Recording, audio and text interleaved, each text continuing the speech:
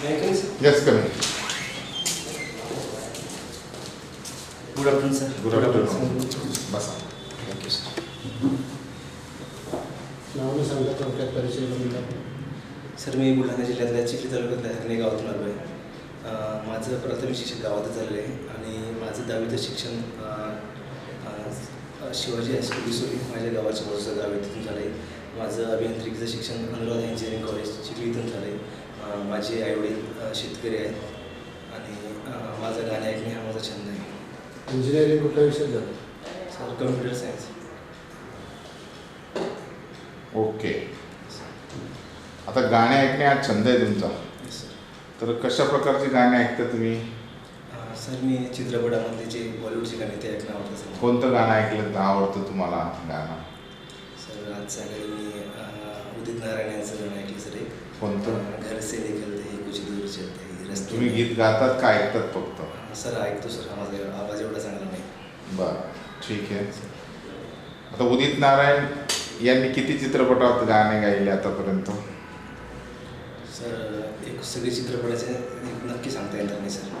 बरं, नक्की सांगता येईल. ठीक आहे. बुलढाणा जिल्ह्यामध्ये काय वैशिष्ट्य वाटतं तुम्हाला? सर, विदर्भाचं प्रवेशद्वार सर ते. सगळ्यात पश्चिमेकडचा जिल्हा बुलढाणा जिल्हा आहे. काही विशिष्टपूर्ण स्थळं आहेत तिथं, जसं की जगातला एकमेव लोणार सरोवर, खाऱ्या पाण्याचं एकमेव सरोवर ते. छत्रपती शिवाजी महाराजांच्या मातोश्री मासाहेब जिजाऊंचं जन्मस्थळ आहे ते. विदर्भाची पंढरी म्हणून ओळखलं जाते.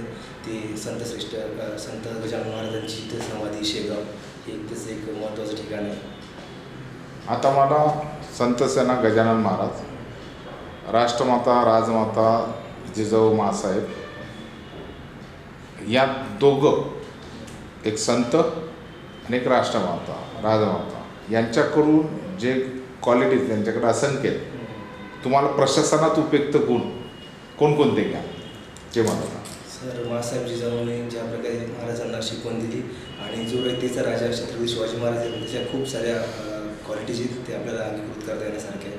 जसं की सर, कोणत्याही जाती धर्मात भेदभाव न करता तुम्ही जो कोणी गुणी असेल त्याला त्याला चांगली संधी देऊन तुम्ही त्याचं चांगल्या त्याच्या क्वालिटीचा वापर करून घेता येतो. आणि आणखी खूप क्वालिटीज आहेत सर त्याचे. संत सेना महाराज, आपला संत गजानन महाराज. सर, गजानन महाराजांचं पण तुम्ही देवाशी जास्त इकडे तिकडे हे न करता तुम्ही जर भक्ती मार्ग केला, त्यांचा गणगणात होते हा एक मंत्र होता की सर्व चराचरात परब्रह्म बसलेला आहे, तर तुम्हाला कोणत्याही यासाठी अंधश्रद्धा वगैरे करायचं काम नव्हतं. बरं, कितीचं लीड आहे तुमचं? सर, मला 29 मार्क असलेले. कशामध्ये? बजवमध्ये? NTP ना? DTA. DTA मध्ये तुम्ही 29 मार्काचं लीड आहे तुम्हाला. अजून काही कुठं निवड झाली तुमची? सर, इतक्यात सर माझी तलाठी म्हणून ज्याला आहे ती निवड झाली. तलाठी म्हणून जॉईनिंग केलं तुम्ही? सर, नाही सर, अजून जॉईनिंग आहे. बरं. का तुम्हाला तलाठीची निवड असताना तुम्हाला PSI काय व्हायचं आहे? सर, अगोदरपासूनच मला PSI बद्दल आकर्षण होतं. त्यासोबतच मी ST या PSI असो सगळ्या पदांना पात्र ठरण्यासून मी याच पदाला फोकस केलं होतं.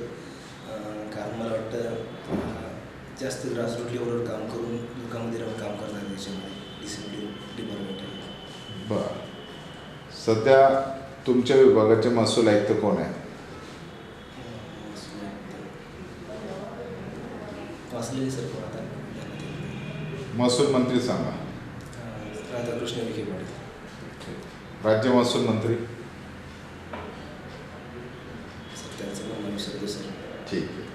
शेवटचा प्रश्न असा आहे की बुलढाणा जिल्ह्यातील 2 समस्या मला सांगा.